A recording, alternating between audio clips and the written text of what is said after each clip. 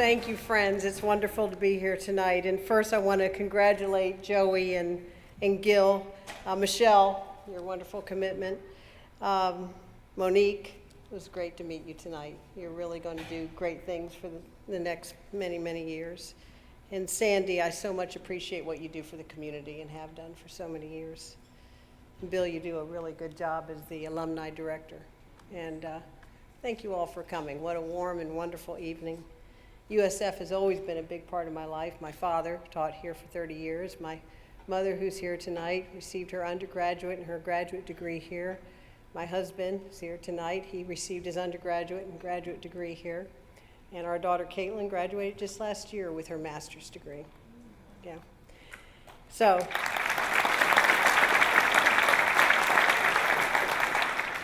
USF first came into my life in 1963 at age 4. That's when my parents moved from Waterville, Maine to Temple Terrace in a red Edsel station wagon. And so my father became an English professor at the institution where the slogan was an accent on learning. As a young girl, USF was a giant, wonderful playground with lots of sand. When we came to campus, there was always something exciting going on. My father's office, like his study at home, was filled with books and papers. It seemed like the norm that one would always be surrounded by books. All of his colleagues had the same stuffed bookcases.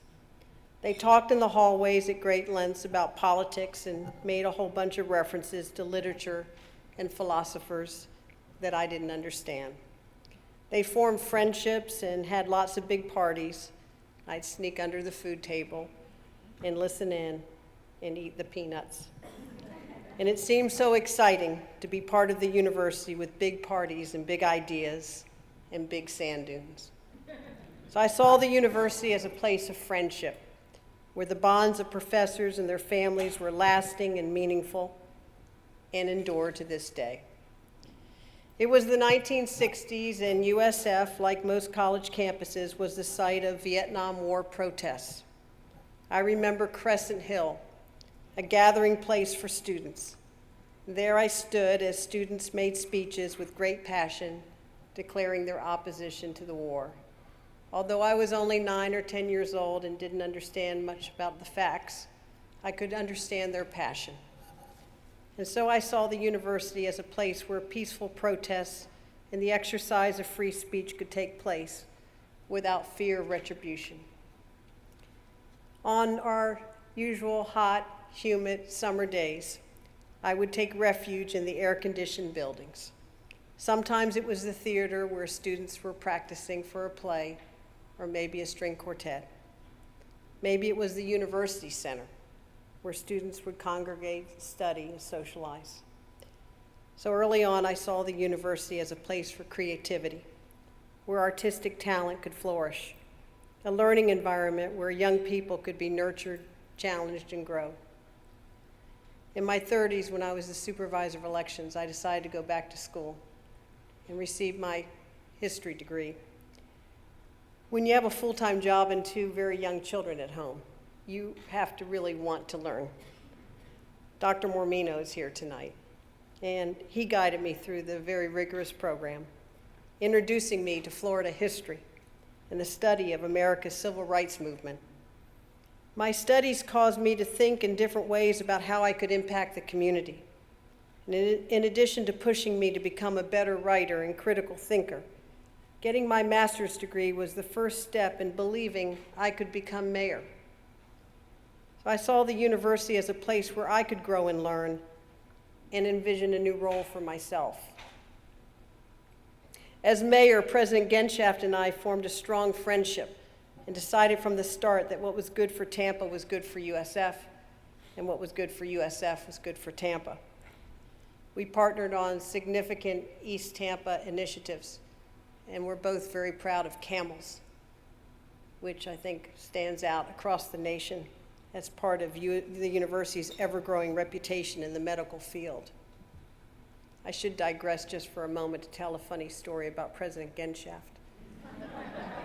We traveled together to FSU.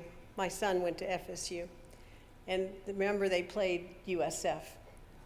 And so President Genshaft, I was mayor at the time, President Genshaft and I were looking for the USF box, and we weren't unfamiliar with their stadium. So we finally found a box that we thought was the USF box.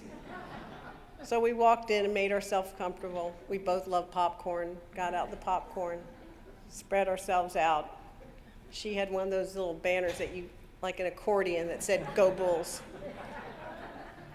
And this man walks in and he looks at us and he says, "What are the two of you doing in my box?"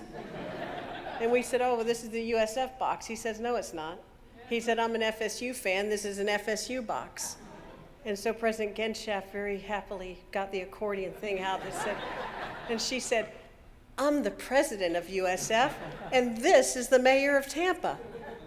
And he looked at me and he looked at her and he said, "No, you're not."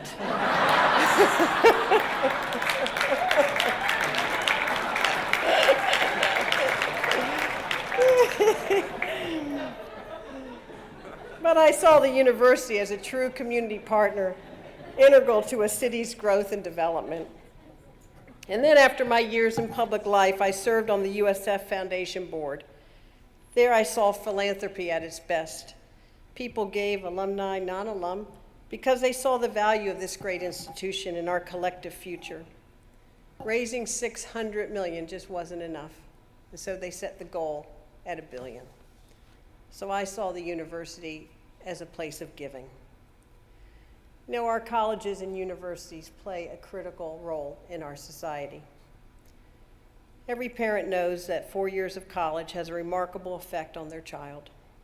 An 18-year-old goes from thinking their parents know absolutely nothing about anything to, after 4 years and a few roommates later, believing their parents know a little bit about something.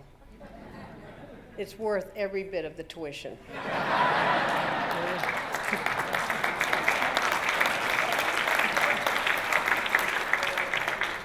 But there's really another role for our universities. From our first colonial days, these institutions of higher learning in our great country have represented the best hope for mankind. It is at our universities where enlightenment occurs that allows our democracy to prosper, the humanities to flourish, advances in technology, sophistication in business, sparks of creativity. Our universities teach us tolerance and understanding, that different points of view means expansive thinking, not a closing of the mind. In the United States of America, our universities are about the art of what's possible. Like many of you in the audience tonight, I come from a family of immigrants, English and Italian. My father came to this country as a young boy. He came from a small village outside of Naples, Italy. His family was very poor. He was one of 8 children. His parents, my grandparents, never spoke any English. When my father started school, he didn't do well. He acted out and told jokes. He didn't study as he should. His report cards were full of admonitions that Johnny wasn't living up to his potential. He was on his way to becoming a full-blown juvenile delinquent. But along the way, a few teachers had an impact.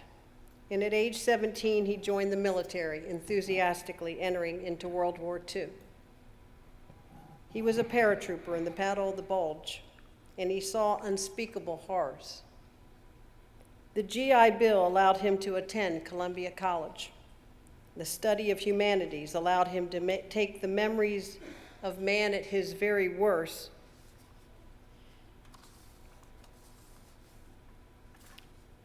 and that's why I never write anything down. And you know what? Kathy Betancourt said that to me. She says, "I've never known you to write down a speech."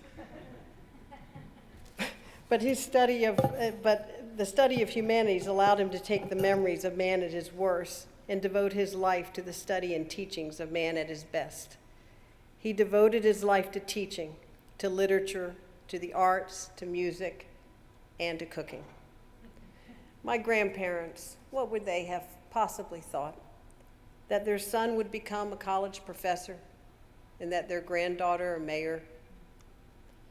I wonder, and I've often wondered. But then I think, well, they wouldn't have really been surprised at all. After all, they're the people who took the risk, who put their family on a boat to an unknown land where they didn't know the language, had no job prospects, and they must have been quite fearful. But they knew one thing. They knew that this country represented opportunity, and so perhaps they wouldn't have been surprised at all. Not at all. They wanted their children to have opportunity, and that's exactly what occurred. Being a citizen of this great country speaks to opportunity. And when you add access to higher education, then you have been given a great gift. With this gift comes duty and obligation. Through this prism, I see achievements, a duty and obligation to leave this world a better place. Higher education does indeed represent the best hope for mankind. So tonight I say thank you to one of these great universities. It's a university that reminds us of all that is possible in a country where all is possible. Thank you very much.